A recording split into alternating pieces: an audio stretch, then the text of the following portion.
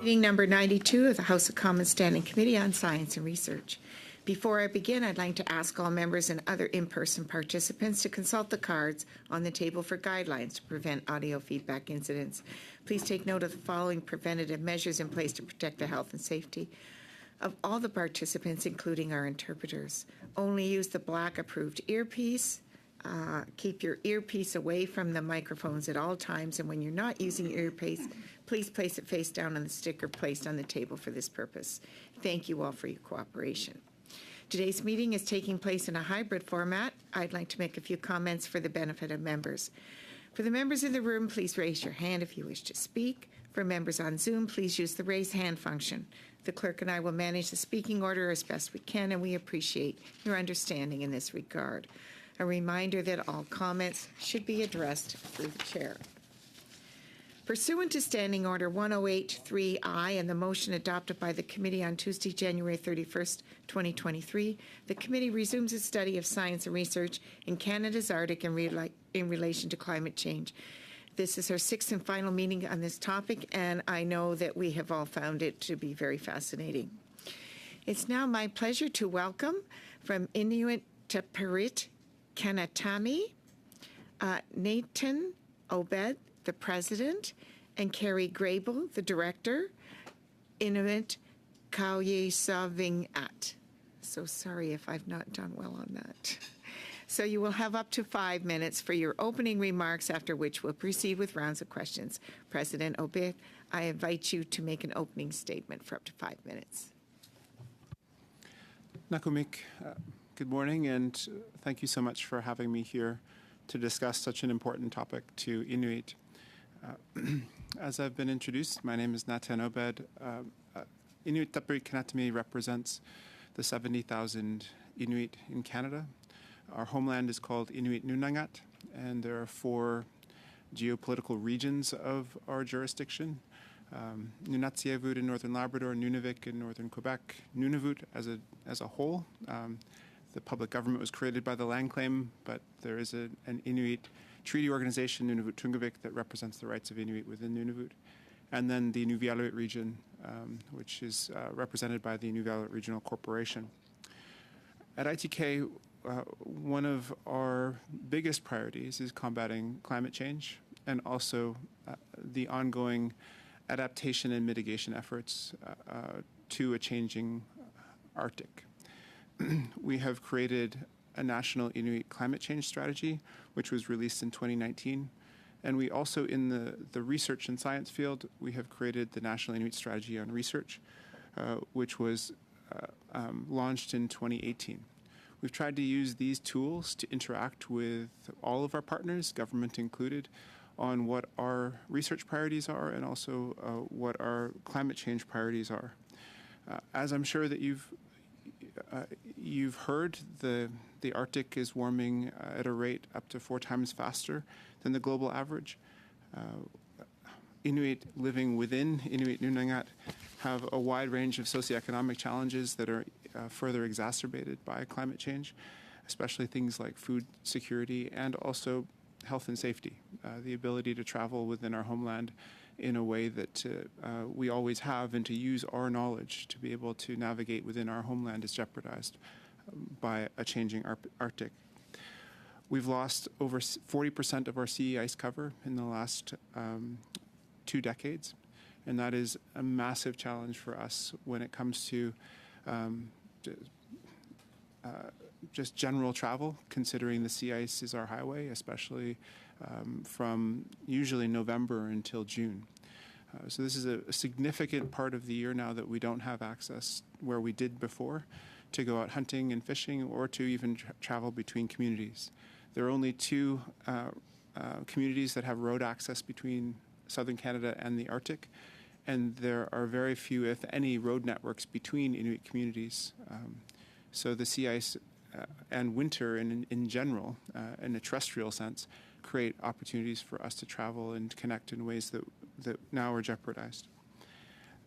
If we continue to emit greenhouse gases at this rate, we could see an increase in our Inuit Nunangat area of well over 10 degrees centigrade from the 1951 to 1990 averages.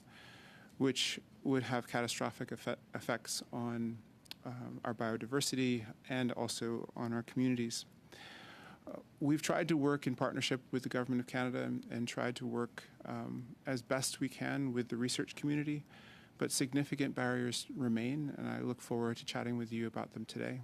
I think at the very heart of it is the challenge that the Government of Canada and provinces and territories have in recognizing Inuit as a specific level of government with specific rights and specific partnership opportunities beyond the traditional ones that the Government of Canada often understands, whether they be nation state to nation state or the federal government versus provinces and territories. That extends to the way in which Parliament does its business, the way in which legislation is crafted, and the way in which orders and councils are adjudicated or administered that end up leading to exclusion of Inuit or the individualization of Inuit instead of working with Inuit as collectives. Thank you for your time and look forward to this conversation. Thank you so much for your opening statement. I'll now open the floor to questions. Please be sure to indicate to whom your questions are directed. I had on the list MP Garner was going to, are we going to switch? So is it Mr. Lobb is going to go first and Michelle will go next round? Yeah. Okay. Just like we planned it, Madam Chair. Yes, that's fine. Just like we planned it. The floor is yours. Thank you very much. And thank you for attending. And we've had many different groups and people appear before this committee. And the one takeaway that I guess I take away, and maybe I'm wrong or right, I don't know, but it seems like there's a lot of organizations, up to at least 40, whether it be school or university research or different groups that focus on studying the climate and other things in the Arctic. But many don't live there where they are doing the research. Not faulting them for that, but that's a statement of fact. And they rely a lot on people that actually live there. Do you think it would be beneficial to the universities and research organizations to put more of a focus on being able to live and work and research in the communities in which they're supposed to be studying? Thanks for the question. We've struggled as Inuit Tapiri Kanatami and or Inuit treaty organizations to fight for a space for the research priority setting and the research funding, whether it be with the federal government or within academia or within Tri-Council. We've made some inroads, but largely not.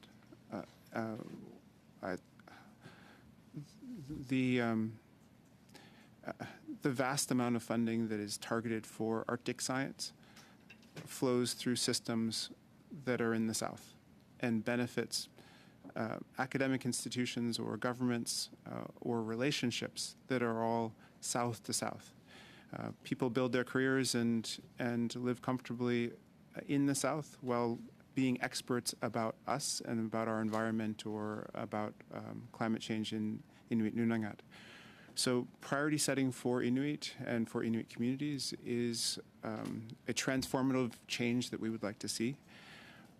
We see the Government of Canada investing in infrastructure, especially in Polar Knowledge Canada in Cambridge Bay. I think that is a very positive development, although the governance of Polar is still of great concern to Inuit in the way in which the Government of Canada has only used its systems to populate the governance of that institution and the priority setting for it. We hope that in the future there will be more partnership-based approaches to Arctic research, but also Inuit research priorities and Arctic community research priorities being held in as high an esteem as the research priority setting that happens in the South. And the priorities are, you'd say if somebody said to you, give me your top three, what would, do you have a top three or? Well, a lot of our priorities are based on adaptation and mitigation for the ongoing climate change effects in our communities and the ability for our people to adapt to them or for our communities to even survive. We faced existential threats of, say, erosion caused by either extreme weather events on the coast or permafrost thaw in the terrestrial regions. We have collapse of species like caribou, and we need to understand more about that and how to ensure that our wildlife can be as healthy as possible even within a changing Arctic. So we have a number of different, I guess, imperative research questions to meet the threats that are now caused by climate change. On the other side, on the academic side, we have a lot of other research questions that are important to institutions or important to different fields of science. And we're not here to criticize any of those. We're just here to say that some of them don't appear to be as urgent to answer as the ones that affect our communities and our people every day. When all the researchers come up, I'm guessing it's around now until the fall. Where do they all stay? Just curious about that. Like when they're up in your area, where do they stay? Well, some of our communities don't even have a hotel. So, and if people are coming through, often people will stay in other people's homes. And then if people are doing field research on the land, they have remote camps. Inuit will either partner with researchers or be administrative support for researchers through guides and through helping out with people who are doing work on by having base camps or providing guiding support for people.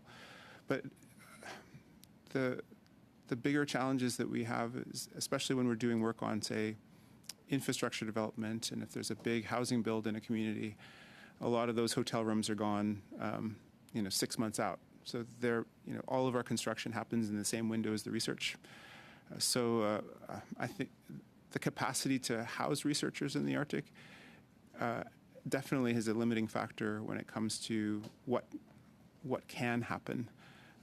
But to answer just in one word, it's very difficult. Thank you, and that's our time. So that was perfect timing. Now we will turn to MP Jazik for 6 minutes. Thank you, Chair, and thank you, Mr. Obed and Ms. Grable, for coming again to our committee. We didn't have the benefit of your wisdom at your previous attendance here. And I do want to reference something, Mr. Obed, because it was 8 years ago, but your words to the Ontario legislature back in June 2016 have remained with me through this time. And you spoke particularly about the resilience of Inuit people. And surely that's being tested now with climate change, obviously, is a very real threat, and the resilience is so impressive in the face of that.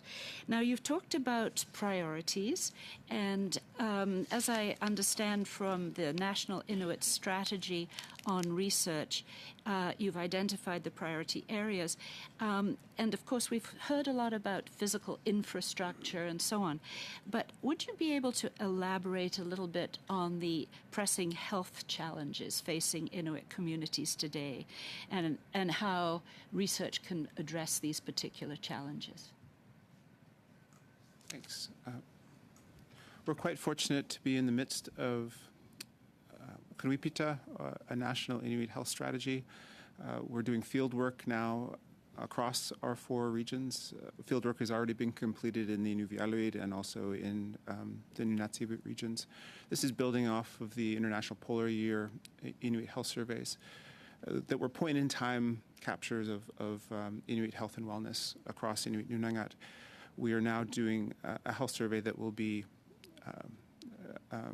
stable and sustainable. We hope to do it every 4 to 5 years. So we're in the midst of creating that first cohort or that first summary data that will allow us to be very clear about Inuit health status in 2023 or 2024. We relied on Aboriginal People Survey and other related health surveys in the last 20 to 30 years, and this is a definite step up. About our health status, we have huge challenges in regards to food insecurity and poverty. Our food insecurity rates are upwards to 70% for moderate and severe food insecurity. Our overcrowding rates are around 55%. Our tuberculosis rates are over 300 times the national average of those who are born in Canada. We also have a life expectancy that is over 10 years less than the Canadian life expectancy. So we have essential challenges when it comes to health. Some of that comes from lack of access. Our morbidity rate for cancer treatment is much higher than the Canadian average. The challenges that we face are, one, health access. Just most of our health care comes through referral structures. We have health centers in communities, but they're nurses that provide care and refer all patients who have anything significant that's a health challenge to regional centers. Often those regional centers are then referral centers to the south.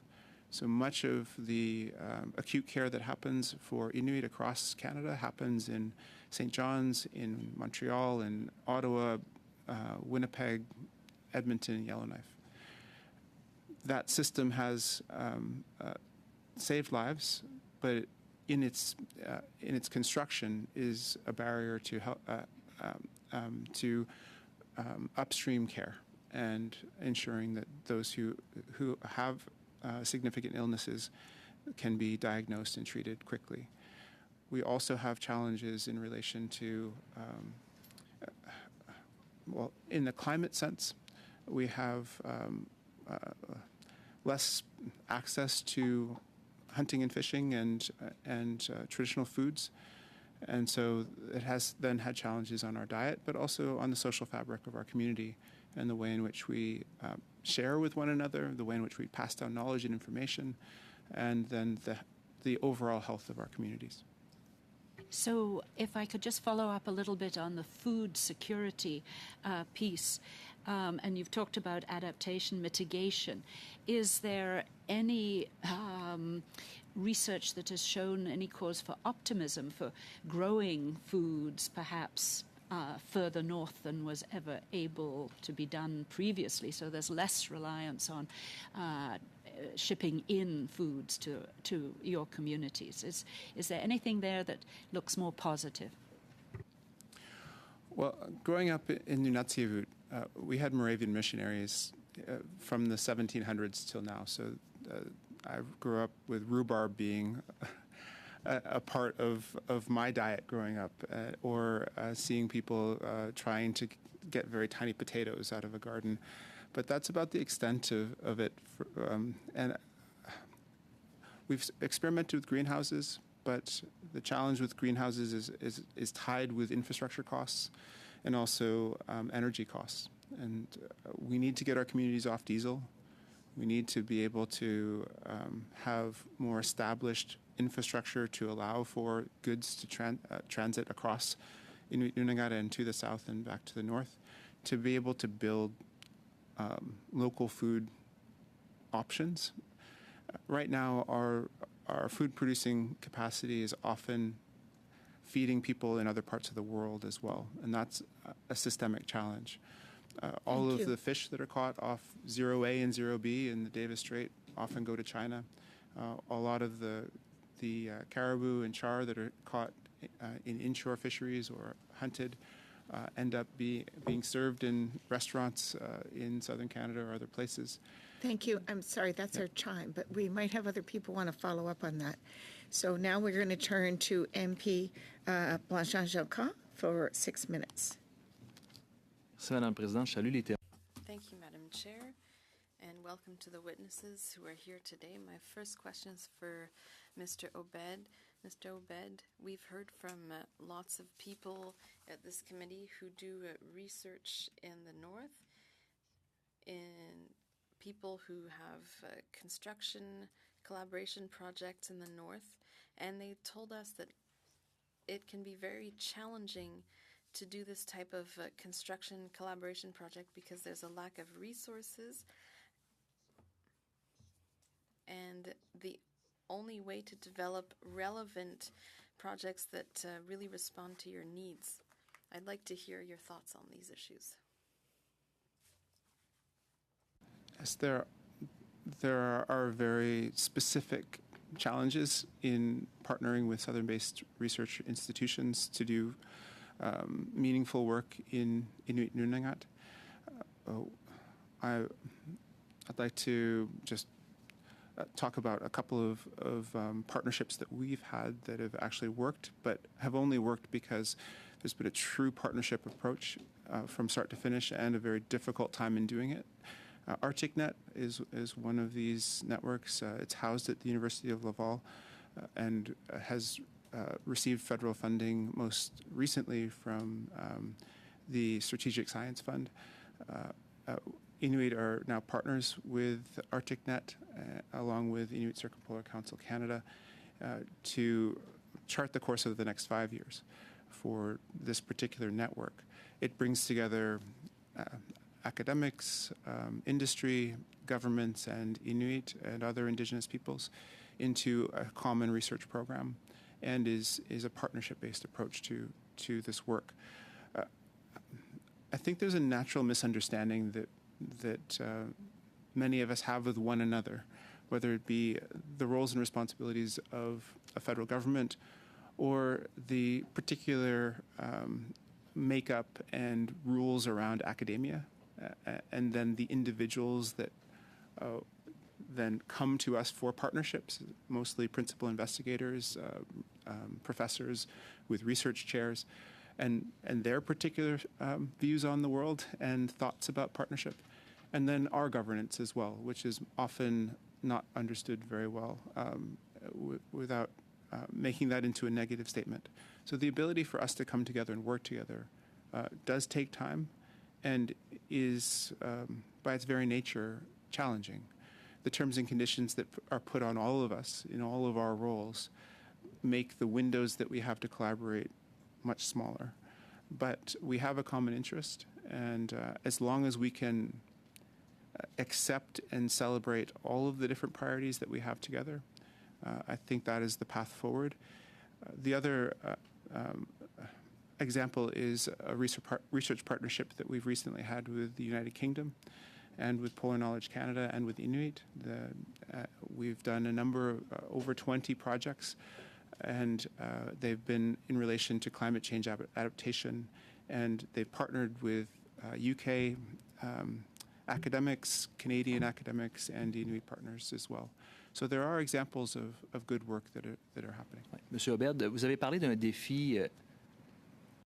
Mr. Obed, you talked about one of the challenges that you have, which is to have your own way of governance be recognized. And you know that the Quebec people has worked very hard on self-determination, the possibility of having a nation-to-nation dialogue. Today we talk about reconciliation, about truth, but there's an elephant in the room, which is the Indian Act, and which is at the source, which is the source of the conflict. So do you think we should abolish the Indian Act? Because at the moment we're amending it, but what should we do in concrete terms to recognize Indigenous communities, Indigenous nations, so that they can have their own self-governance and autonomy?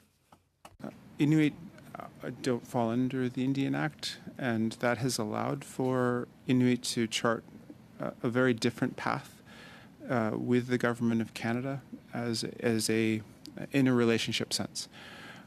We have modern treaties, and we have co-management structures that have been created by each one of those treaties, including the two that are in Nunavik, with the James Bay Northern Quebec Agreement and the Nunavik Agreement. And this is, I think, a more self-determining way of relating between First Nations, Inuit, and Métis and the Government of Canada than perhaps legislation or other structures that were created over 100 years ago. I think that it remains to be one of our biggest challenges, is that the complexity of our relationship, which was mostly created by the federal government through legislation and policy and constitutional status, is often too complex for the federal government to understand itself and to apply to its relationship with First Nations, Inuit, and Métis. We, on the other hand, struggle to understand this complexity fully and able to make, and especially on the political side, as we make honest attempts to work with you, but are confused at the responses that we often get. Fine. We'll now turn to MP Cannings for 6 minutes.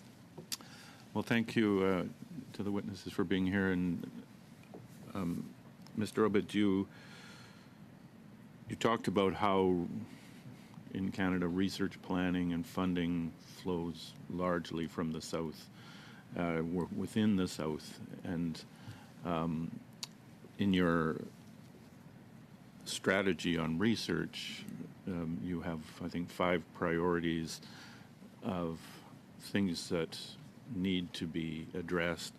And the number one issue there is governance. And I'm just wondering how governance relates to the whole system we have for funding and planning research. You mentioned some collaboration, some partnerships with researchers from the UK, Southern Canada.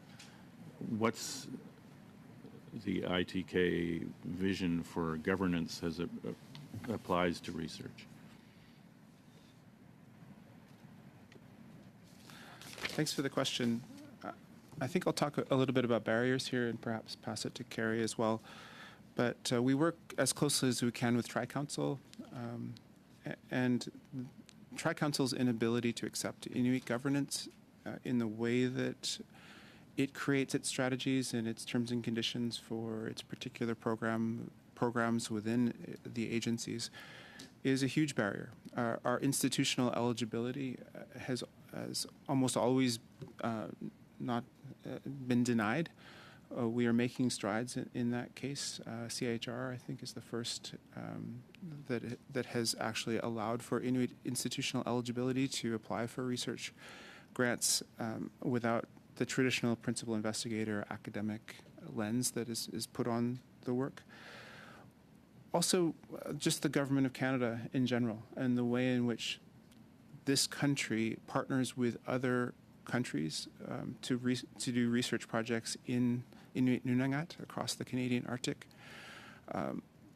Almost never have we been involved in any of those deliberations, even though the projects that the funds are going to end up supporting are flowing through our homelands. It's just a completely out-of-date way of doing business.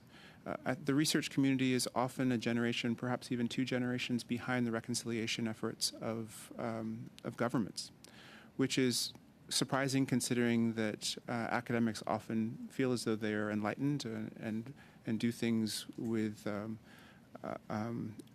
no sense of prejudice towards, and are complete objective in the way that they deliberate.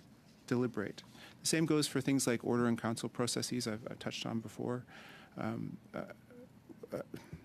You'll understand the dilemma of, say, Polar Knowledge Canada putting a call for board of directors out and asking ITK to put forward names.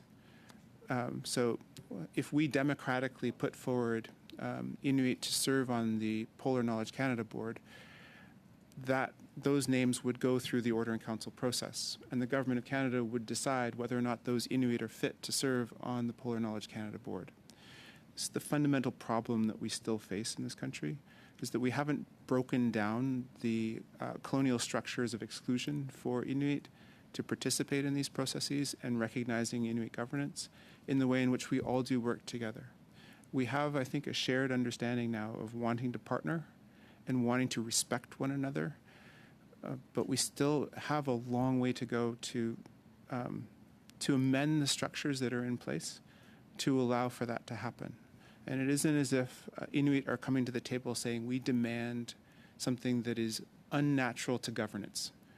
We just demand to apply our governance to a multilateral table where we've been invited to sit but not invited to share in the decision-making processes.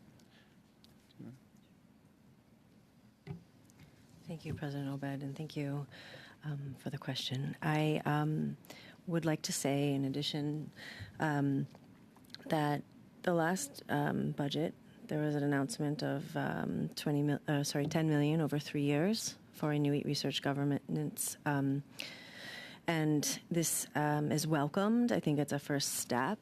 I think that the number of research programs, calls for proposals, initiatives that Inuit governance structures are already involved in is massive.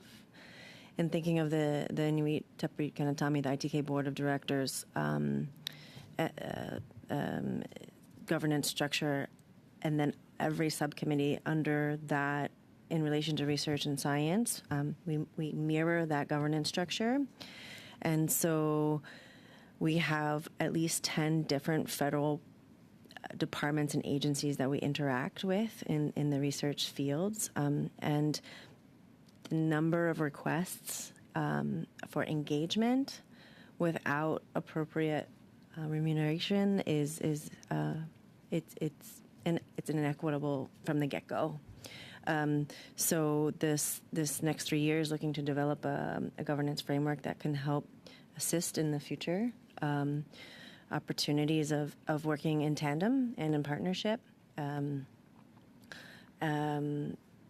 There's opportunities that come along that we just think, wow, we could be doing so much more. Thank you. I'm afraid that's our time. We'll now start with our second round with MP Rempel Garner for 5 minutes.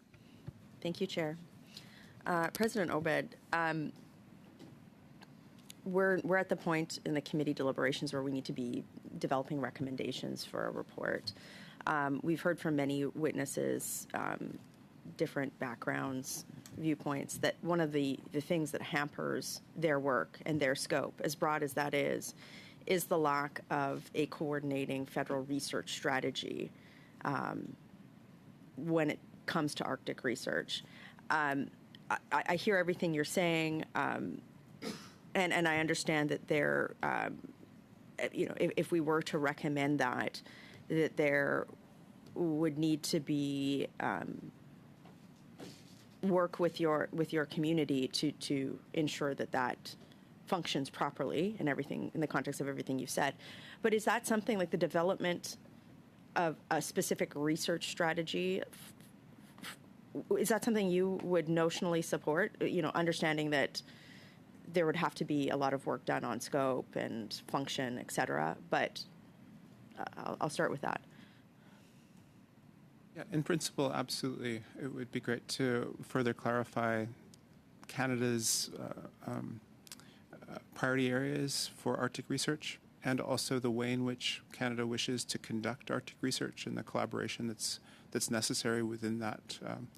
Because the Canadian government spends millions, tens of millions of dollars on Arctic research every year, but often it is hard to understand the broader purpose and the reason why certain monies are spent on, say, polar and 50 bureaucrats in Ottawa, plus however many in Cambridge Bay, and for what purpose. It would be great to have a strategy that ties that all together. And in terms of functioning, like how that would function, taking some of the comments you've made already, obviously there would need to be a formal collaboration with your people in terms of setting priorities. Is that something you would recommend? Well, absolutely. Yes. This is, we have, however you define Arctic, you can be more inclusive or less inclusive, but for us, our homelands are about 40% of Canada's landmass, about 4 million square kilometers. We are the dominant public policy interest when it comes to the creation of a strategy.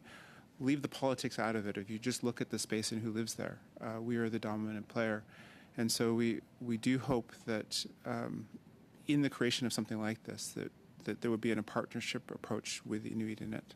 Thank you.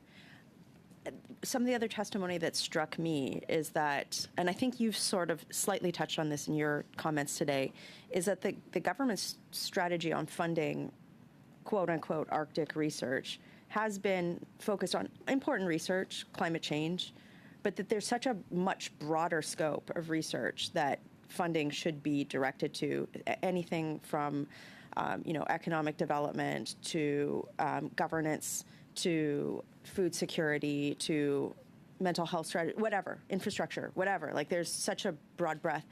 Would you recommend, again, in the context of formal collaboration, in the truest sense of the word, that that the priorities for an Arctic research strategy are broadened to encapsulate the larger set of needs of Arctic peoples? Yeah, absolutely. If we think of our climate change strategy, it is unnatural for, say, somebody reading it at a climate change conference, because it isn't focused exclusively on the environment. It's actually the inverse. It's more focused on the ability for our communities to be sustainable within a changing Arctic, and that means research in relation to infrastructure and how to build more resilient infrastructure. How do we mitigate against the worst impacts of climate change? How do we understand extreme weather events more completely, and to ensure that we can be more resilient? Just to give an example of our understanding of weather and the understanding of weather shift over time, it's a huge indicator for us to whether to go somewhere or to not go somewhere on any given day. And then once we are in a scenario where we are in a storm, how then we act and how we react to it.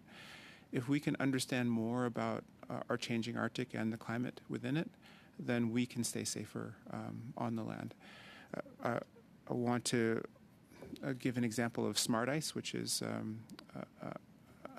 a partnership between... Very, very quickly. We're having them come, and we're over time. So. Okay. Well, it's just a partnership between Inuit and researchers about ensuring that we have real-time data on sea ice so that people can be safer when they travel. Thank you very much. Yeah. So now, for 5 minutes, we'll turn to MP Diep. Thank you, Madam Chair. Welcome back, President Obed, to our committee, and Executive Director or Director, Ms. Grable.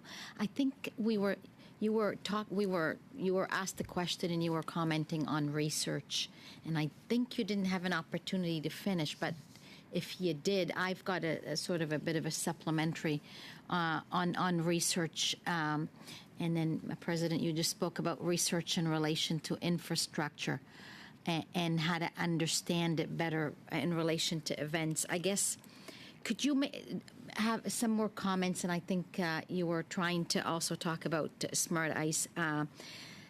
The lack of consultation, or the good consultation, I guess, with communities where research is taking place, and how would you advise that or recommend researchers could be designing their research better so that they are focusing more on local priorities, but also doing research with the local community as well? How would you classify a good partnership approach, I think?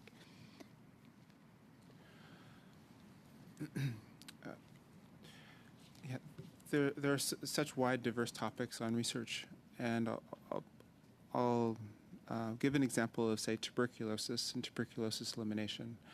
From the public health side, we're still trying to understand how to talk about tuberculosis and how to identify active tuberculosis amidst our populations.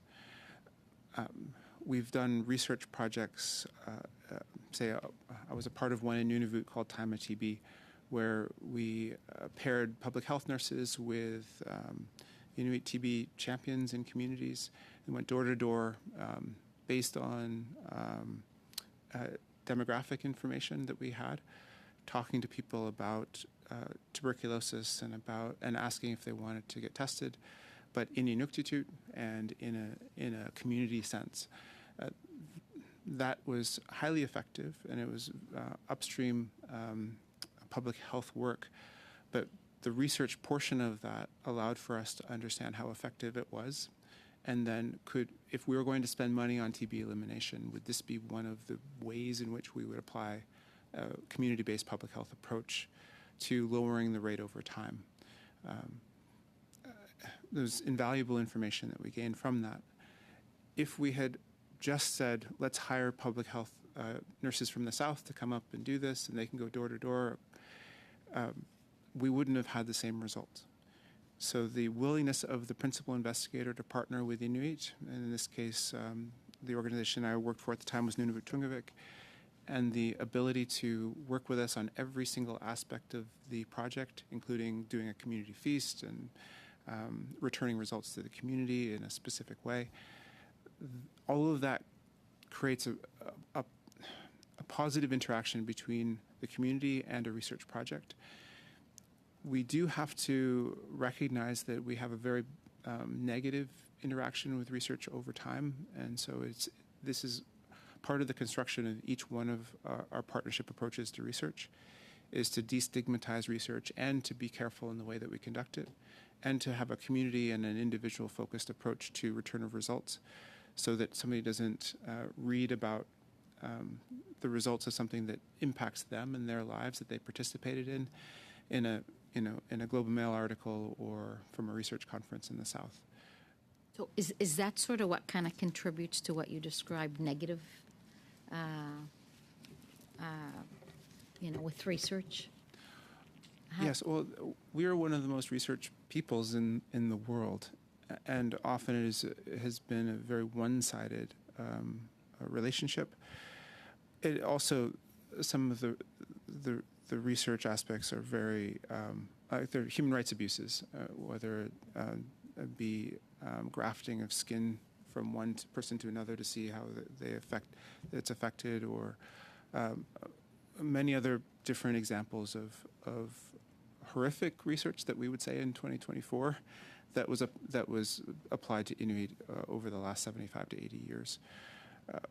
So we have these memories of why research happened and for what purpose, that had nothing to do with us, and more just to do with the intellectual curiosity of certain Southern researchers that we're trying to push back from.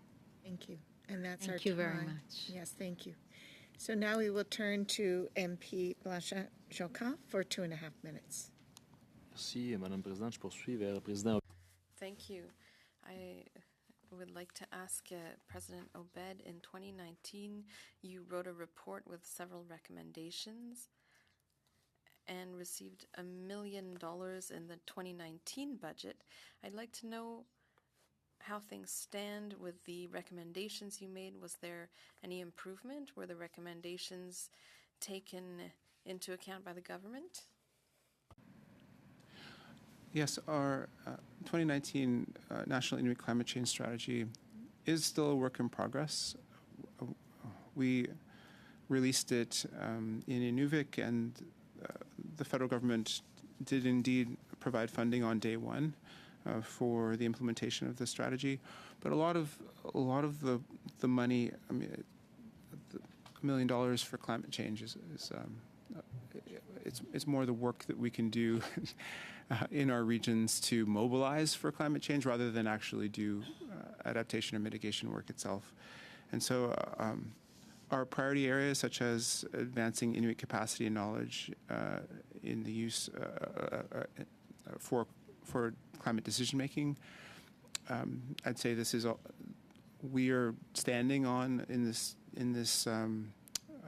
with the knowledge that we provide to you from the work that we've been able to do over the last 4 to 5 years with government funding, to mobilize together and to create more specifically our climate priorities. we also have linked to some of the work that we've done in our communities on housing or on other infrastructure projects, and ensuring there's climate resilience within the work that we do, and research that focuses on ensuring that we are building the best possible structures. And then with food security and with poverty reduction, we've been able to do work on those areas as well. So the work is ongoing, but we are grateful for the funds that we have received. Président Obed, vous avez une recommandation qui adressait en particulier le déficit d'infrastructures. You had a recommendation addressing the infrastructure deficit in the north. You had a recommendation that had to do with the infrastructure deficit in 2019. Do you feel that the federal government has done enough to fix that infrastructure deficit? There have been Short answer, please. There have been a number of bold proclamations, like getting our communities off diesel by 2030, ending get deficits in Indigenous infrastructure also by 2030. And we've worked through the Inuit Crown Partnership Committee to identify $75 billion of infrastructure projects that would help alleviate this deficit. We've received most recently approximately $450 million for infrastructure. So I would say there's a big gap there. Thank you very much. So thank you, President Obed and Director Grable, for... Oh, I'm sorry. Oh, right. I'm sorry. Definitely, Mr. Cannix, you have your 2.5 minutes. Sorry. Well, thank you. Mr. Obed, I just wanted to bring up the subject of traditional knowledge, the Inuit way of knowing. Is this one of the barriers that you're facing, is having Southern research funders or people who are setting priorities, actually using traditional knowledge along with science or Western science, whatever you want to call it, or on its own? Are you facing that barrier in your research priorities? Yes, I think that's an ongoing issue, and it's been individualized. A lot of professors or a lot of researchers will kind of define for themselves what incorporation of traditional knowledge means and the place where Inuit knowledge has within existing research. And often in the academic community, there'll be a split between those who say that they're scientists or those who are researchers. And I think often people who say that they're purely doing work for science often don't see Inuit knowledge as being a part of that statement. So I think it is a generational thing. I think it'll be really difficult for us for a long time for our knowledge to be fully respected, which is one of the reasons why we're creating an Inuit Nunangat University. And in the next 5 years, hopefully, we'll be able to open the doors. And the more that we can have a footprint within, especially the post-secondary and the academic world, and have researchers coming out of that system as well, that we will gain a greater foothold in the ability to be peers in the academic and research communities moving forward. And just another quick, big question, and that's about data, the access to data, the control over data. Is that an ongoing issue within research? Absolutely. We have a lot of data messes that we still have to clean up, where historically some of the terms and conditions that were on research projects involving Inuit didn't have time limits for the ability to house data in Southern institutions. And then one of our biggest challenges within partners with universities is data, and the inability for universities to have a separate consideration for self-determining First Nations, Inuit, and Métis when they have a particular definition of what's permissible for research partnerships and the terms and conditions for everyone else. Thank you. That's a little bit extra, but anyway, this is so actually, while we were trying to decide what we're doing next, so we've decided we're going to do another 2.5 minutes for Conservatives and Liberals, and then that'll be it for this panel. Okay? So, Mr. Tucker, if you want to go ahead for 2.5 minutes, please. Yes, I just got a general question about success stories. We've done a fair bit of research in the north. What is any adaptation or mitigation strategies that have come out of the actual research done in the north that are held up as examples of what we should be championing in our research?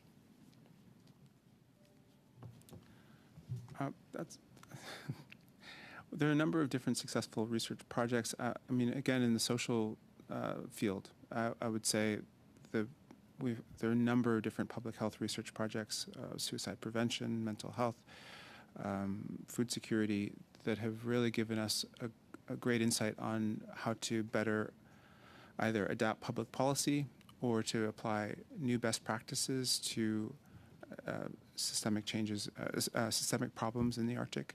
As far as the environment and physical research, I think there are ways in which we can understand a changing Arctic better, and I think Smart Ice is a great example of that, where it just gives people more information to navigate in a more difficult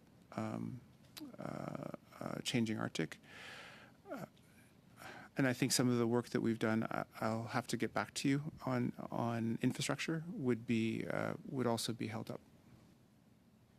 Thank you again for appearing today. Thank you. Okay. So now we'll turn to MP Longfield for 2.5 minutes. Thank you, Chair. And I'm really pleased to have a few minutes to ask questions. President Obed, so good to have you back at the committee. Like Dr. Jazik, you spoke to us at the Agriculture Committee several years ago, and your comments are still resonating with me. So thank you for taking the time to be with us.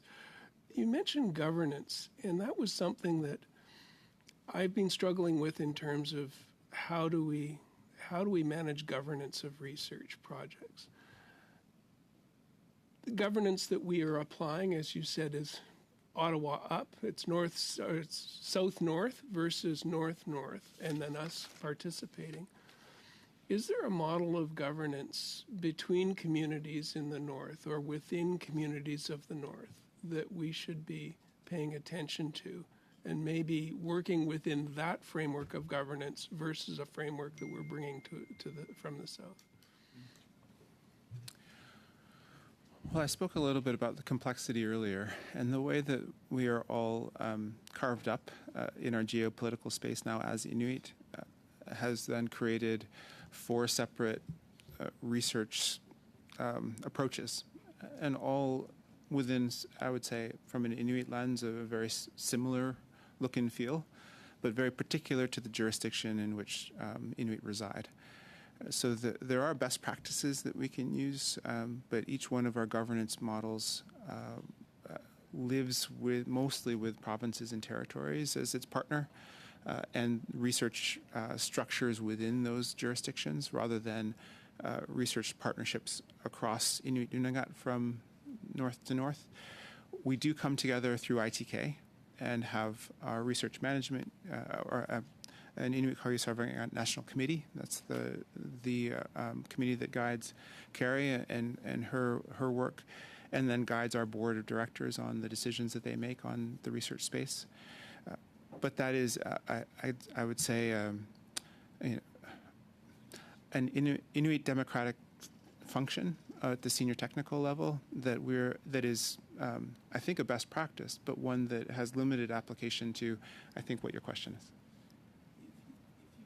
Share that back with us as part of our recommendations to look at ITK and the role ITK could play in helping us with the governance of research. I think that would be very helpful for our study.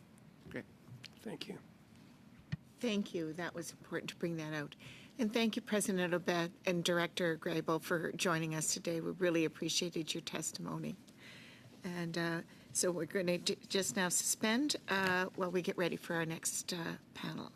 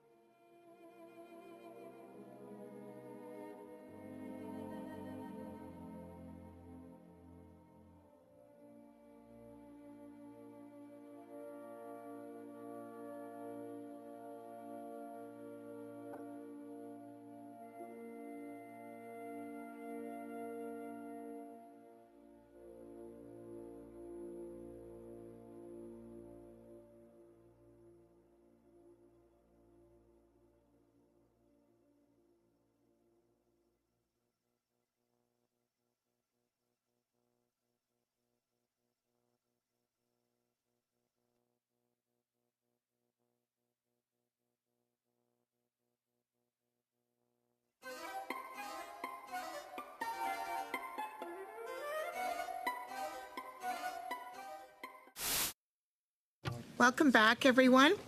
I'd like to make a few comments for the benefit of our new witnesses. Please wait until I recognize you by name before speaking. For those participating by video conference, click on the microphone icon to activate your mic, and please mute yourself when you are not speaking. The interpretation for those on Zoom, you have the choice at the bottom of your screen of either floor, English, or French. For those in the room, you can use the earpiece and select the desired channel. It's now my pleasure to welcome from Aurora College, Pippa Sikamhet, Vice President of Research by video conference, and from Smart Ice, Dr. Catherine Wilson, Director of Knowledge Co-Production. Up to 5 minutes will be given for opening remarks, after which we will proceed with rounds of questions. Ms. Sikamhet, I invite you to make an opening statement of up to 5 minutes. Thank you, Madam Chair. I appreciate the opportunity to speak with the committee today and present some perspectives from a Northern educational institution. I work for Aurora College, the public community college of the Northwest Territories, and we thank you for including our perspectives in these discussions. As you know, have been hearing through these sessions, the North has always generated a tremendous amount of research interest and continues to attract increasing research attention, particularly with the significant changes resulting from climate change and the disproportionately high impacts on northern and Arctic ecosystems and people. Yet historically, northern residents have not been resourced to lead the science and research in the region, with the majority of this work in the Northwest Territories being led by researchers located outside of the region, typically positioned in federal government departments and universities across southern Canada. National research funds for science and infrastructure are mainly accessible to university researchers and federal government scientists.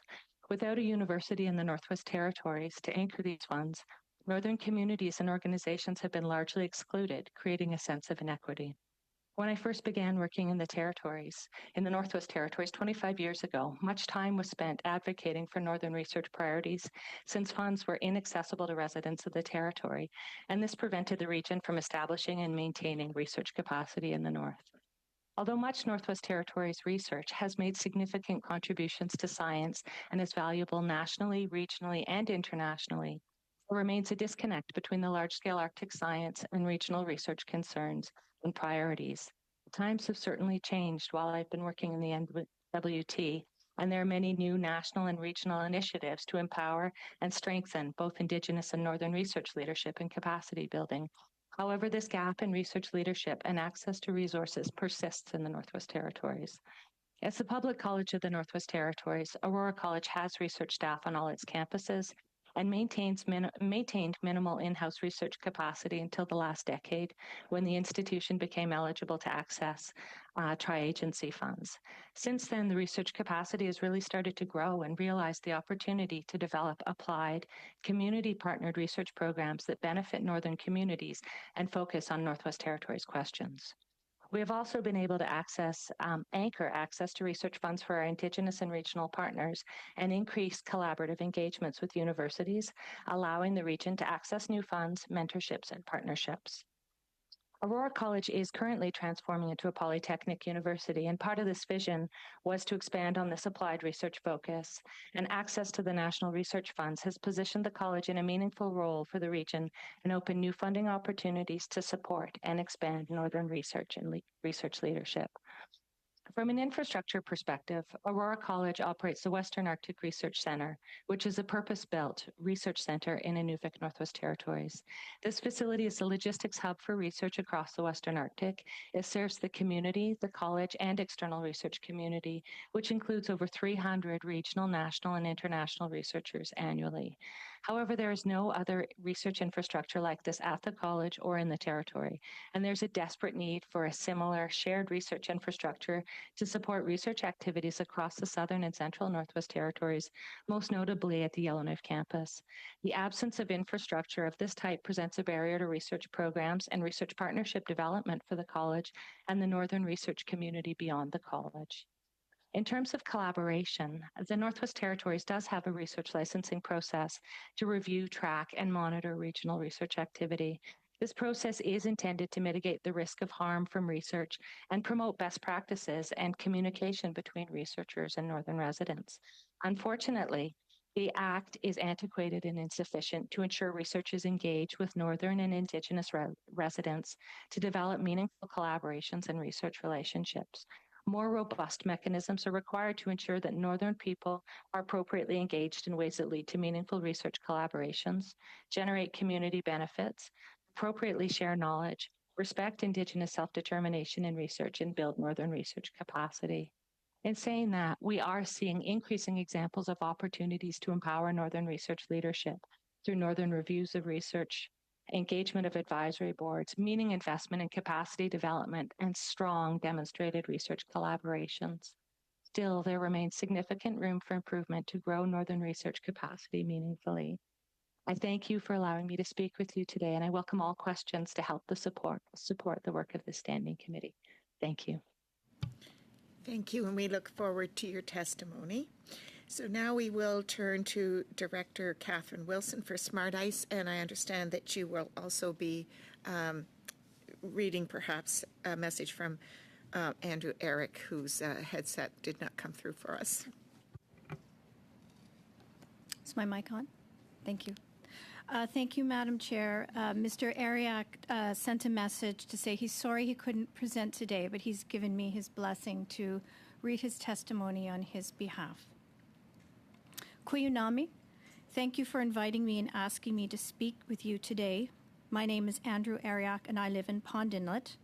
I am the Nunavut Smart Ice Operations Lead for the Kikitalik North region. Climate change is affecting our ice conditions across the north. The ice is not only melting from the top, from the heat of the sun, but from the bottom due to warm ocean currents. This is making some ice conditions unpredictable to travel on. The ice is vital for northern people.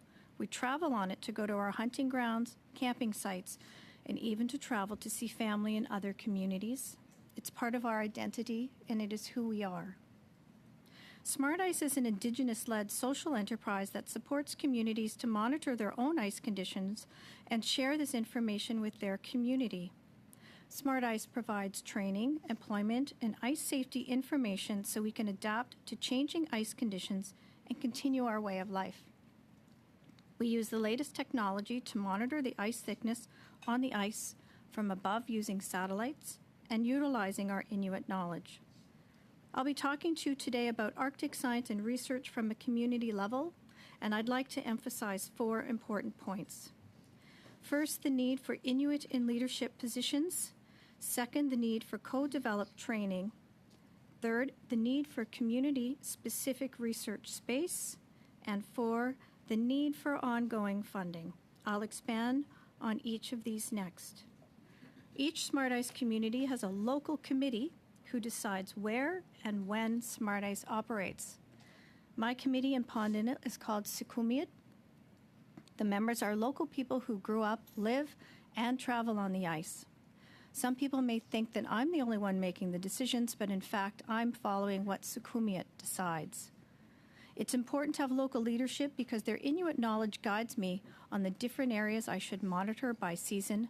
They also guide me in what information is most important to share and how to communicate using our local dialect and knowledge. Smart Ice provides various types of training programs. I was part of several teams to co-develop the training because I know how Inuit like to learn. All of our training is hands-on. It's done in communities, so we don't need to leave our families. We don't need to go south to get a Western degree to do research. We also have programs so Inuit can become the next generation of instructors. I myself am now an instructor, which allows me to deliver this training in English or in my language of Inuktitut. So my second point is that training in communities needs to be co-developed. By working together, we can develop training that not only works for us, but also provides jobs, skills, and information that is needed in our communities. We have shown that the capacity and interest exist, and we can do a lot of the research ourselves in our own communities. Third, we need community-specific research space. In my community of Pond Inlet, there is one research station and another one being built. None of these were built to meet community research needs. They meet the needs of seasonal researchers from the south who only come up for 2 or 3 months in the summer. But I work and live in the community all year round. I was lucky to get an office in town, but I still lack space to store and fix my equipment. Most of my Inuit colleagues don't have offices and must work from home in crowded conditions, which is not a place where people can be very productive. I've been with Smart Ice since it started in 2015, and today we now operate in 36 communities across the Canadian North. Smart Ice is still growing because we're providing services to northern communities that are not being met by governments or universities. Communities do not pay for our services. Smart Ice submits proposals to various agencies and organizations to get funding. This takes up a lot of time with no guarantees that we can keep operating each year. Therefore, my fourth point is to emphasize the need for northern organizations like Smart Ice to have ongoing funding so we can keep providing these important services to our communities. In conclusion, Northerners are very capable of doing science and research when we're given a chance, are part of the leadership, the training, and have the proper space and funding. When you truly partner with communities in terms of science and research, you will get the community's support, and all parties involved will benefit from the work. Kuyunaming. Thank you so much, Dr. Wilson, and also for Andrew in absentia. So we'll now open the floor for questions. Be sure to indicate to whom your questions are directed, and we'll kick off our first round with MP Toker for 6 minutes. Thank you so much, Chair, and thank you for our witnesses. I'm going to start with Smart Ice. Ms. Wilson, very intriguing instruments that you guys use, and just want to clarify, how does one connect to the internet in the north right now with all these sensors? The sensors, sorry, am I on? Yeah. Okay, when the sensors are out on the ice, as soon as they come into town, they are Bluetooth to a local internet. So the information is then immediately available at our head office, so it can then be presented up on a website. City that has, or a town that does have internet. Once you're into the cell network in a community. And of the components that go into the sensors, how many are the hardware? Is it mostly from China, I suspect? I don't know. I'd have to get back to you on that. However, our smart buoys are manufactured in Nainu by Youth at Risk. Fabulous. Encourage you to continue your good work in this regard. Switching over to Aurora Colleges, it's a fabulous institution up in the north. Just going through the website a little bit, there's a fair bit of scholarships and bursaries, and that's fabulous. And then one of the programs you offer is surface mining, underground mining, mineral processing operator. Could you tell us more about the importance of resources in the Arctic and ways your college is contributing to the resource sector? Thank you for the question. Our college has a large focus on vocational training or training required by industry. And so there is a long history where the college has worked with the mines within the territory through the Mine Training Society and other such organizations to train Northwest Territories residents to prepare for careers in emerging economic opportunities. Have you guys been watching since 2015, the regulatory changes that the Liberals enacted has really stopped the exploration and new mines coming online. What is your plan? Because we do know that there's no mines that are scheduled to open in the next decade, and a lot of the resource-based workers that are up there, what happens to these courses when those jobs aren't there? Well, currently there is a large focus on training for reclamation. There are a significant number of oil and gas sites as well as mining sites that require reclamation, and there are some significant opportunities to train Northerners to take careers and take advantage of these work opportunities as they present themselves. Just once a mine goes through that process, though, that work ends, correct? So once they have the current mine, that is, if we're talking about Northwest Territories, I believe it's diamonds, once that gets reclaimed, there's nothing on the horizon after for a new mine, I guess I'm saying. I do not know the answer for that, but I do know that there's significant monitoring of reclamation, and some of that, those employment opportunities take many years, depending on the nature of the mine that's being reclaimed. And during your presentation, you mentioned a few times about the community benefit. And now looking back, we're a few months out of 2023. What were the success stories of the college of different examples where research has helped the community benefit that you mentioned? One example I can think of is work that has been conducted looking at alternative energy resources and the establishment of a wind turbine in Inuvik after years of monitoring wind resources available for the community. So supporting community adaptation of energy sources is one example. And along those, you brought up energy sources. Have you done any work along the benefits of nuclear energy, hopefully in the north? Our college has not engaged in any of that work. Fabulous. And just last question on the research that we've heard, different foreign states that have been barred or have attempted to do some research in the north. In the past, has your college ever worked with the PRC or the government in Beijing? No. No. Not that I am aware of. And of the different countries that does research out of the college, what countries are they mostly from, if they are foreign? The researchers that would be using our facility in Inuvik are largely European researchers. So we're seeing a fair number of researchers that are funded through the European climate research funding. So German, British would be the main two countries, although we're seeing a diversity of Europeans. Timely a little bit here, but in the past, organizations from Russia would have been welcome, but right now, would that be a no-go?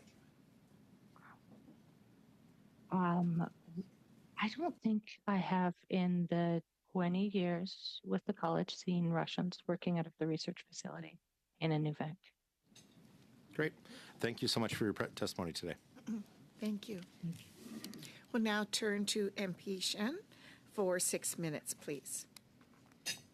Thank you, Madam Chair, and thank you to the witnesses for appearing today.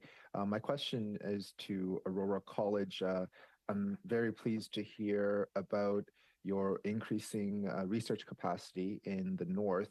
And you mentioned in your testimony that access to Tri-Council funding has enabled your college to develop further mentorship opportunities and partnerships. Could you share with our committee some examples of the initiatives that have come out with this increased funding? Thank you for the question. I can, as I reflect over the last 10 years of our ability to access this funding, some of the partnerships we've engaged in have been related to permafrost and permafrost impacts on infrastructure in the territory. That would have been one of our first tri-agency grants. We've also been able to establish a technology access center supporting arts and technology acquisition, largely in the Beaufort Delta region in the northern end of the territory.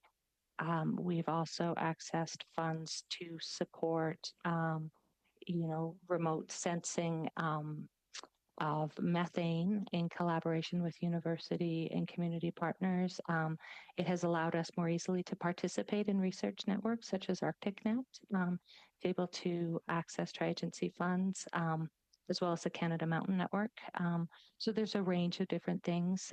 We've also accessed connections grants to support knowledge sharing, which has allowed us to create capacity development opportunities that we share with communities, launch a Northern Journal, a range of different different types of research, going from health to social to physical research.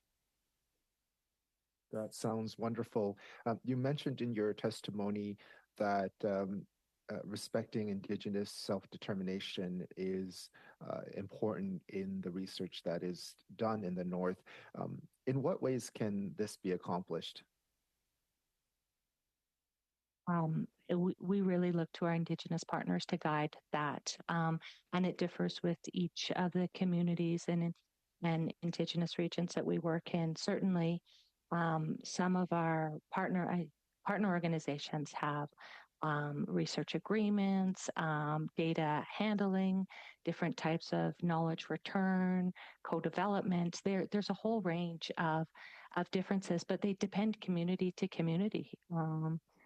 Certainly the Inuvialuit have one set of requirements, the Gwich'in another, and we work with our community partners, really led by the Indigenous organizations themselves, to tell us how we should be directing and focusing our research efforts to support their ability and their governance. One of the challenges that I have heard repeatedly in our committee study from various witnesses is that logistics is challenging. And for researchers that are hoping to be on the ground carrying out their studies, it is incredibly challenging. You discussed how a logistics hub, including over 300 researchers, has really enabled the work you do to move forward. And you did mention about a desperate need for a similar shared research center. Could you expand on what that would look like and how you envision this being supported and funded through government? Thank you for your question. The Western Arctic Research Center in Inuvik did replace aging infrastructures that was created by the federal government. It was funded by the Arctic Research Infrastructure Fund in 2009 and opened in 2011. And the application for this funding was co-developed with our regional partners, so our regional government, as well as the Gwich'in Tribal Council and Inuvialuit Regional Corporation. So we looked together at what the benefits were from having the research center there for 45 years and built a vision of what it could support in the future. And so it's very much a shared facility where we can conduct STEM outreach activities with youth and students in the community, support the transient researchers that come through, and also support college students and our in-house researchers. So it's very much a shared facility. We have multiple staff that book and manage the facility so that it is accessible to all, including, community, regional, national, and international groups. So it has purpose-built labs, it has workshops, it has storage so that we can offset a lot of the costs for researchers from the South coming up to work in that region. So whether it's freight handling, lab services, water, whatever it may be, meeting spaces, and something of a similar line, perhaps larger, would be required in the Southern NWT or South Central Northwest Territories because there's no infrastructure of that type at all. But I think the common elements are that it's with community. It includes educational opportunities as well as the external research community so that it's shared infrastructure.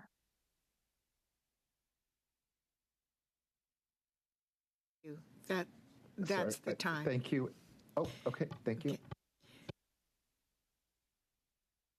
Shunka, for 6 minutes, please. Merci, Madame la Présidente. Je salue les témoins.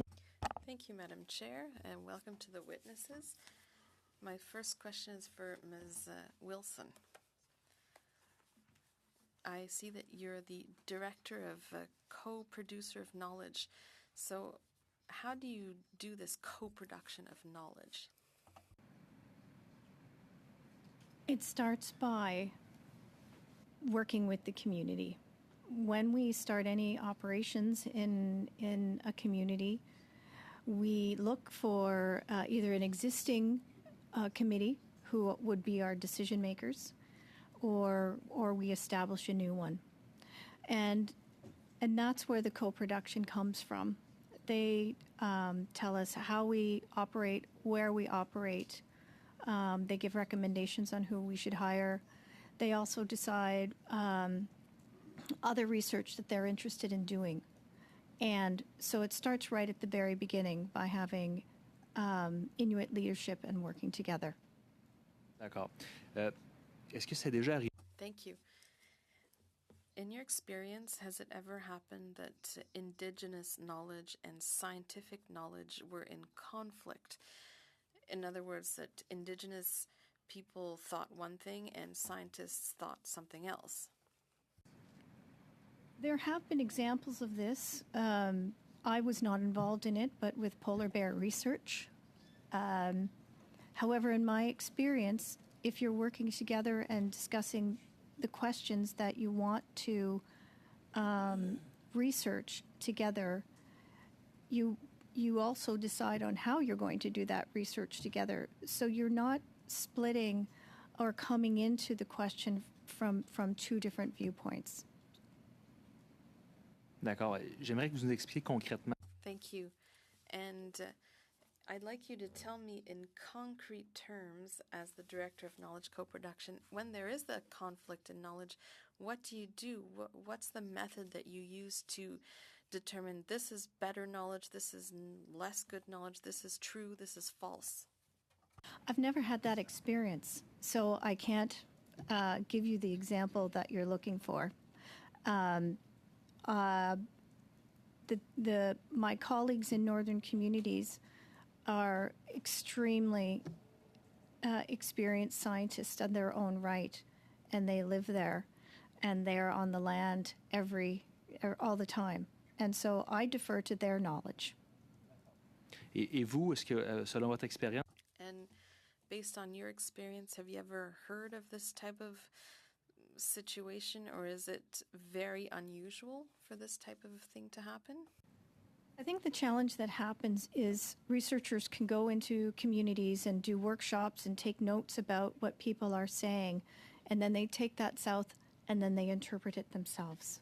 And this knowledge can be interpreted wrong. So if you are working with knowledge holders, you have to work together. They have to review and verify all of the research results together so everyone is in agreement. Madame Wilson, j'aimerais vous expliquer. Ms. Wilson, how can we interpret an Indigenous knowledge compared to interpreting something in Western scientific knowledge? What is the difference?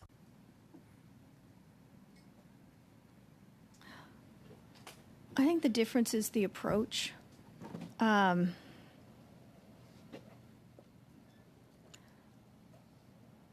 I don't know how to answer that one because it comes from two different worldviews. And so that's where it comes back to co-production, about working together. It's not one or the other if we're going to answer some of these big questions. It has to be working together to come up with something that meets everyone's needs. D'accord. Ça apporte un peu de confusion. Thank you, Ms. Wilson. I'm a little confused because, we're legislators. We make decisions based on methods or processes, and now you're telling me that there are two world visions that don't always correspond together, but we still have to come to some conclusions based on the best knowledge and the best data. So what should we do today in 2024? What should we focus on if these two visions can be in conflict and if they're not always in agreement? I'll go back and say that it's very rare that these two knowledge systems are in conflict and not in agreement, especially if people are working together from the beginning. D'accord. Donc, mais vous... Okay, thank you. But you don't have any concrete solution to suggest to us as a committee to say, if you're working on knowledge co-production, how can we apply this knowledge to the best of our abilities?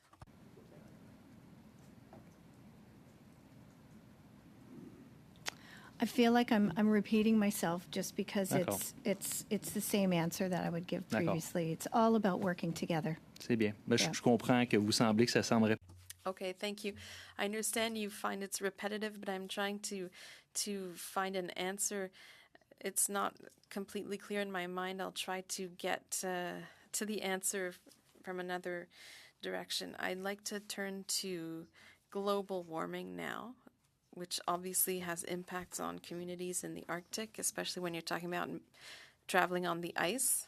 At the next round, because we're over time. Je veux savoir, il y a des témoins qui nous ont dit que We heard that when it comes to the effects of climate change, you haven't been given the means to counter the effects of that climate change. I'd like to hear your thoughts on that.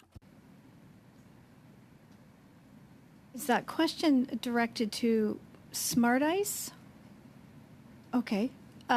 Yes, well, the challenge is in order to support northern communities so they can continue to use the ice, access to the ice it increases health and wellness and enhances food security.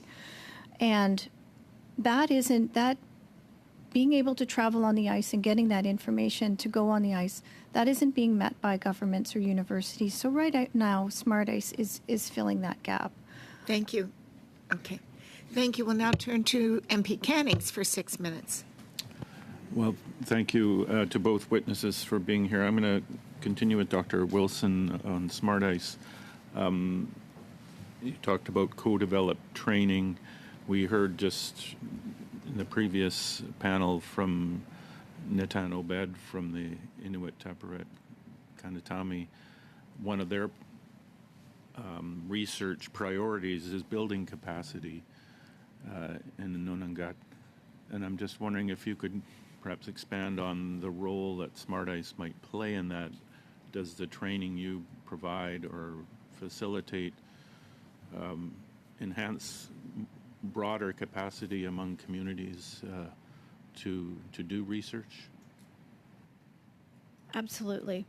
Many are familiar with the monitoring technology on the ice, but the group that I work with, I'm training youth in how to use geographic information systems and how to interpret satellite imagery, which are skills that you get at a college or university degree level.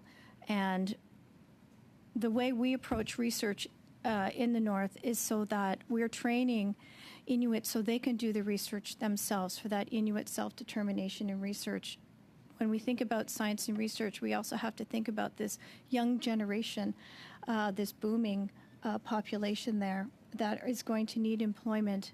And by being able to provide the training in the communities without them having to come south, it means that they can stay with their families. Thank you. And we've been hearing from various witnesses in this study, and we heard it in your opening statement about the need for community space for research. There are scattered research centers across the Arctic, but so many communities lack community space to do this work, to house projects like Smart Ice. Would that be one of, if you were setting priorities across the Arctic, would that be one of your priorities, to have space available to each community to do this kind of work? Absolutely. You've heard in other testimony the crowded housing conditions, and it's very difficult for people to work from home from kitchen tables when the house is full. Even when we get proposals and we put in to require funding so we can rent space, and we'll go to communities and say we're happy to rent an office for our staff, we can't find an office to rent. Right. I'll turn to Ms. Sekum-Het about that same question about infrastructure. Again, we've heard, as I just mentioned, about this need for infrastructure across the North, and if you could comment on that and what role Aurora might play in that. Thank you for the question. Certainly, infrastructure, it's well known that it's limited in the North.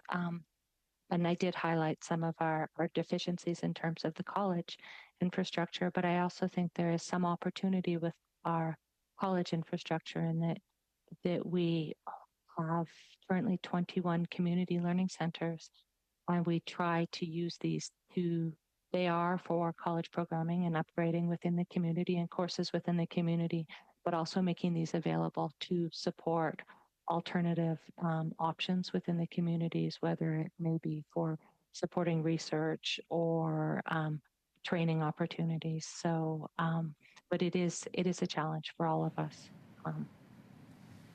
Thank you. I have almost 2 minutes, a minute 49 seconds. My goodness. Seemed like time was flying there. I'll stay with Ms. Secomhet. You talked about research licensing, and I've seen that in some of the other documents with regards to this study. What is that research licensing? What goes into it? Is it looking at ethical issues? Is it looking at consent issues or involvement of community, how the research is governed and structured? Thank you for the question. The research licensing process in the Northwest Territories, I believe they're different in each of the territories. It requires an application which outlines the research proposal, where the work will be done, the settlement regions that it will be conducted in, and it asks a whole series around community engagement, data handling. Any social or health research is required to provide ethical reviews.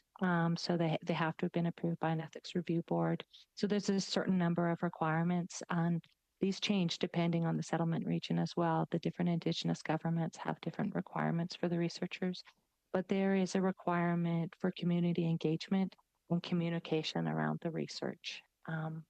And that's more or less an overview of the process, but typically it takes 2 to 3 months to obtain a research license in advance of conducting any research in our region. And the ethics review boards you're talking about are attached to the universities, I assume, that may or may not be in the north? Largely, the researchers attached to Southern universities use those research ethics boards, but northern organizations or Indigenous organizations that do not have their own ethics committees available to them, they rely on the Aurora College Research Ethics Committee to help support that as a stopgap measure. So there are instances of collaborative reviews with... Yeah, that's over time now. Thank you so much. Okay, so now we will turn to our second round of questioners, and we'll start with MP Rempel-Garner for 5 minutes, please. Thank you, Chair. Again, we're at the point in the study where we're trying to come up with some recommendations for the government with regard to Arctic research. We've heard from many different witnesses about challenges encountered due to the lack of coordination, essentially the lack of focused research priorities from the federal government for the Arctic. Do you believe that the committee should be recommending to the government the development of some sort of coordinated and specific Arctic research strategy, which could both help facilitate coordination among disparate players with an interest in Arctic research, as well as help focus the government's funding on core priority areas? And I'll start with Ms. Wilson, but then throw it over to Aurora College. Thank you for the question. I do think there needs to be some level of coordination happening. It's a challenge, as you know, because our North is so diverse and distinct. Sometimes one overarching strategy, who does that really serve? Often these strategies, communities don't see themselves in it. So perhaps it's about breaking up this strategy, making it perhaps regional, and starting from the bottom up instead of a top-down approach. And to Aurora College.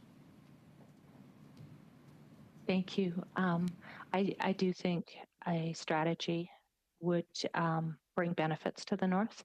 I think it might be the right approach, but perhaps Catherine's suggestion of starting the bottom up, I like that suggestion. Because it certainly needs to include the Indigenous governments, the federal government, and a lot of the applied and local players. I think the Northern Educational Institutions certainly, but the local community governments being important in that as well.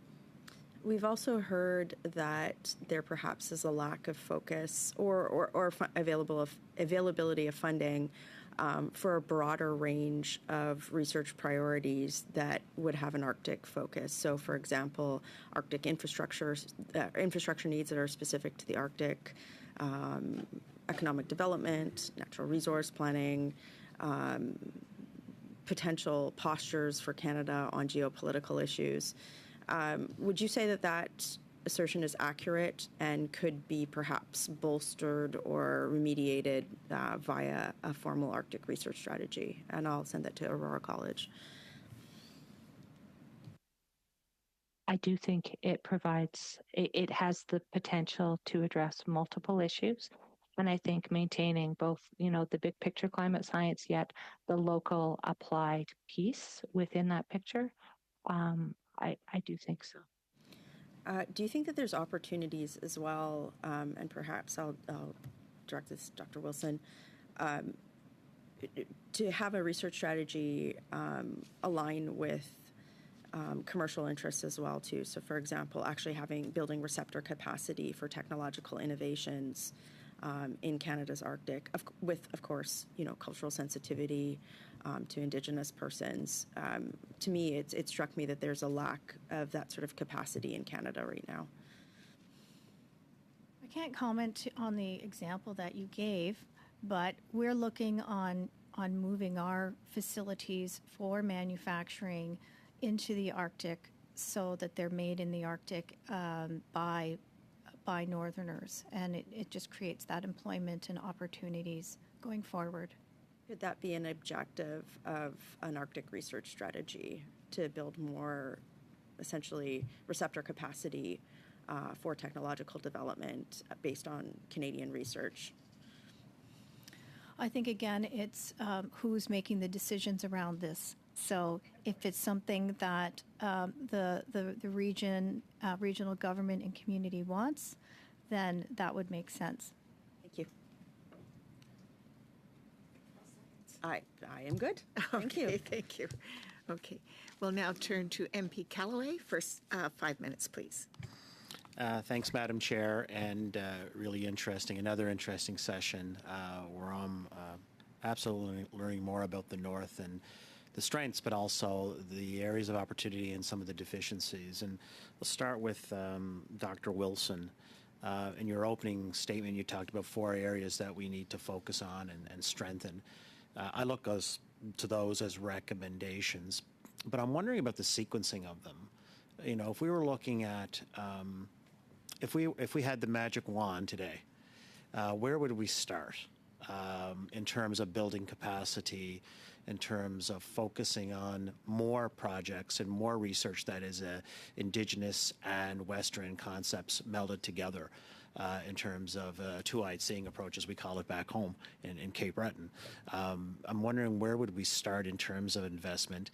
The other question I have, you mentioned around project-based, and having come from a world where the not-for-profit world, you're always trying to focus on projects, whether they be research or not, because of the work, but also to help fund the operations. I'm just curious, in terms of your operations, is there any stable funding that you have right now that enables you to take a breath and focus on other areas that you may be wanting to focus on? So the short answer is no. We don't have any stable funding. A lot of the research funding that comes out is focused on pilots and outcomes, as opposed to investing in something long term. When it comes to the sequencing of the 4 items that we talked about,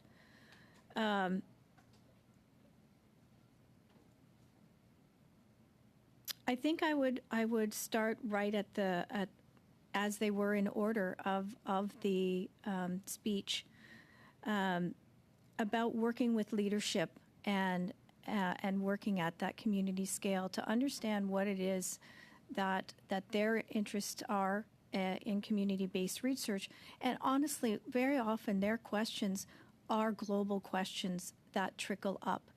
And again, coming back to the training and the employment and having people able to, a lot of the folks that I work with are very young parents, and even if there was a university in Iqaluit, they still may not go from their community to Iqaluit to leave their families because they need that support. So being able to not take a southern approach to universities and just think about doing training in a different way so they can do the research themselves. It's interesting that you bring that up in terms of, trying to change mindsets, mine included, in terms of how you view certain things, right? So it's often been said, I forget the leadership theorist that said this, but that culture drives the strategy. And so I believe what that person was getting at is that, the strategy doesn't drive the culture. So just recently, a few moments ago, we talked about a bottom-up approach to a strategy. And I wonder if both of you, with the time that I have left, which is about 2 minutes, sounds like a game show now, with the two of you, please give me a response in 2 minutes. But I'm wondering if you can give us a response in terms of what that may look like. We'll start with Dr. Wilson, and then we'll go to Aurora College.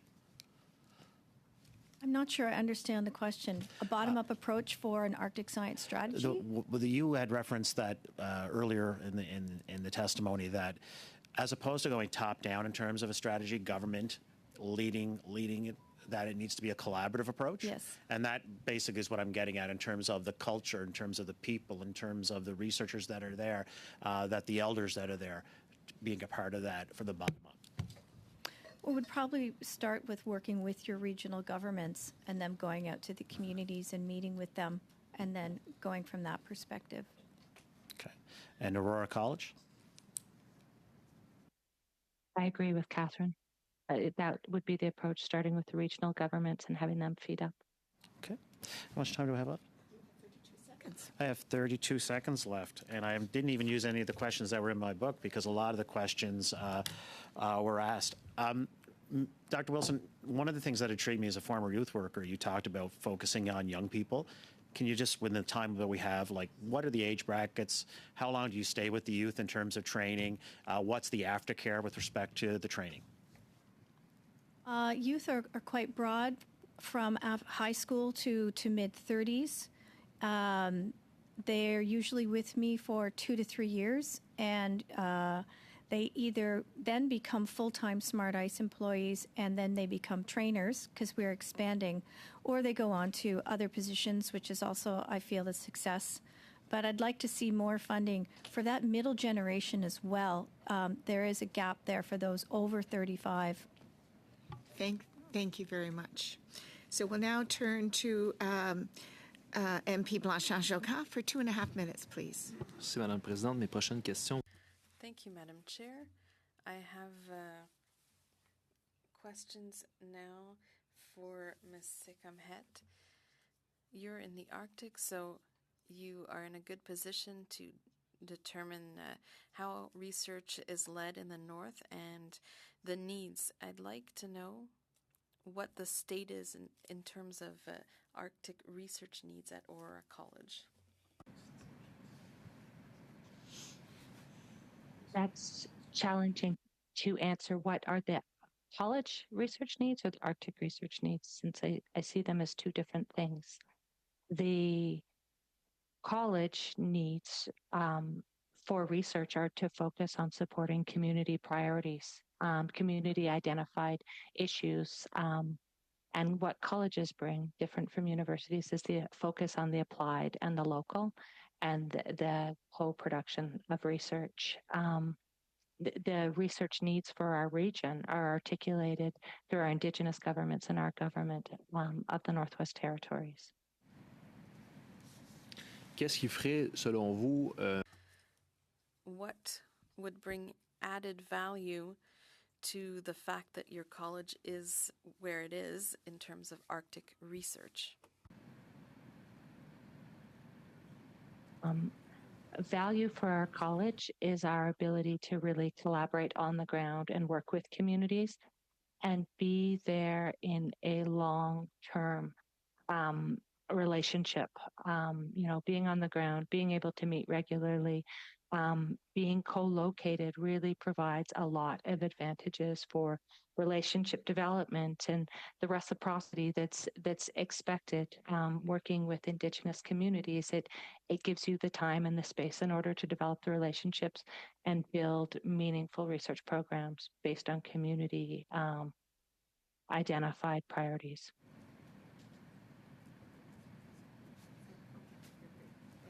Much. We will now turn to MP Cannings for 2.5 minutes. Well, thank you. And I'm going to go back to Dr. Wilson at Smart Ice. You're associated with Memorial University, and it's always good to have a Memorial alumna on here at committee. And Memorial and yourself are part of CNUC, the Canada Inuit Nunangat United Kingdom Arctic Research Program.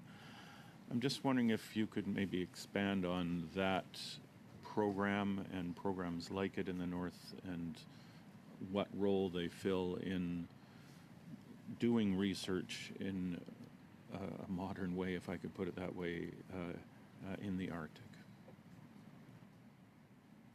When university researchers partner with Smart Ice, we again go back to our committee in the community to ask if this is research that they feel will benefit them.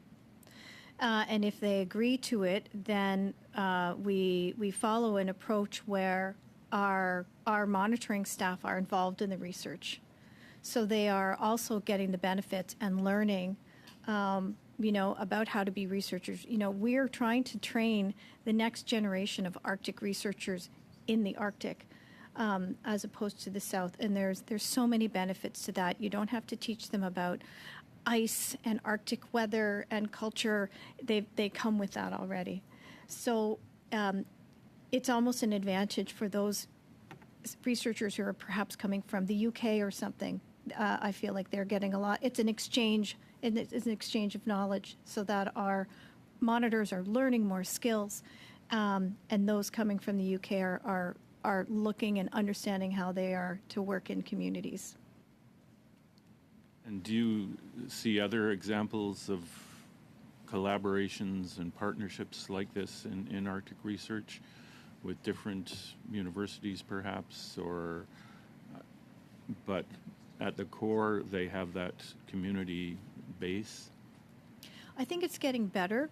I think it's been mentioned in other testimony that there just aren't enough people at this point that have some of these skills, but that's what we're working towards, so that as our staff expand and grow and are doing work in their research, if other researchers come up in the summer and want to hire my staff to do GIS work, they're trained and they can contract themselves out and do that work now. Thank you. And that's our time.